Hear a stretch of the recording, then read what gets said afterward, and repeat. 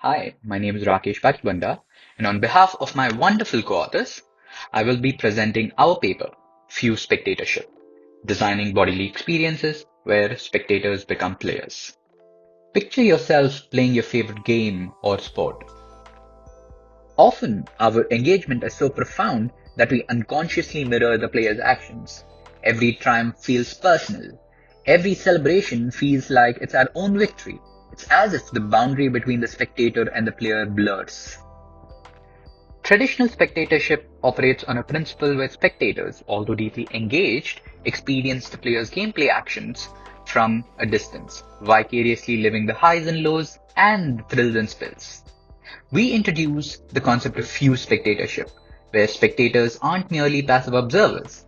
Instead, they physically experience the player's gameplay actions.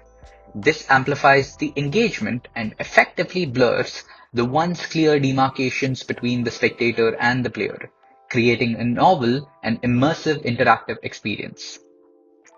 To bring this concept of fused spectatorship to life, we use a body actuating technology called electrical muscle stimulation, or EMS for short.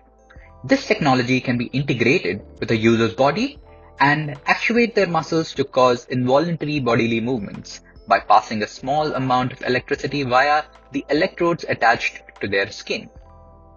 Consequently, we designed a computational EMS system to emulate a player's actions.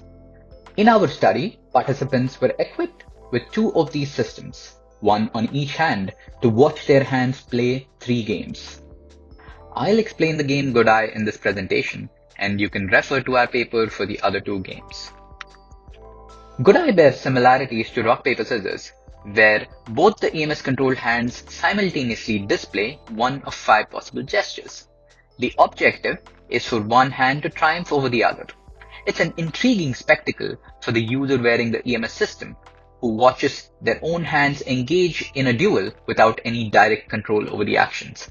For example, in round 2 of this image, the player's right hand shows fire and the left hand shows metal. As fire beats metal, the right hand wins this round of play. Our study design comprised 3 phases with 12 participants. Phase 1 was a pre-study focusing on safe onboarding and system familiarization. Phase 2 involved an in-the-wild study where the participants spectated all the games at their homes. Phase 3 was a post-study involving conducting semi-structured interviews with the participants. We also conducted a thematic analysis of the data to gain deeper insights into the participants' experiences. From our study design, we derived 4 distinct spectator experience themes. Today, I'll delve into 2 specific sub-themes, and I encourage you to explore our paper for a comprehensive understanding of all the themes. Interestingly, our participants often mention testing their own bodily limits. For instance, some tried increasing the electricity's intensity. What's particularly noteworthy is their choice of words. They felt like they were playing rather than merely watching, even knowing they weren't the ones initiating gestures. Moving on to the next sub-theme, we noticed a similar pattern of blurred distinction between spectating and playing. When participants wore both EMS control devices on themselves, they didn't feel competitive. However, the dynamic shifted when another player wore one of the devices. Participants then rooted for their own hand to win. Intriguingly, their narrative of the experience uses both terms. They played and watched, suggesting the intertwined nature of engaging with fused spectatorship. We discuss multiple aspects of fused spectatorship and designing for it, which you can find in our paper.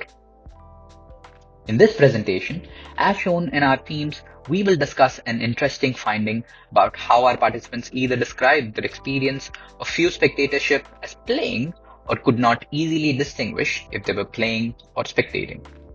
Traditional spectatorship, like watching online games, maintains a clear boundary between playing and watching. You're spectating from a distance vicariously without any direct involvement, and can easily step away, say to grab a snack, without any doubt that you're not actively participating. However, with our study's concept of fused spectatorship, this distinction becomes blurred. Why is that so? because participants physically experience the gameplay actions, in our case, through the EMS system. Their bodies become an extension of the gameplay actions performed by the players, challenging the typical player-spectator divide.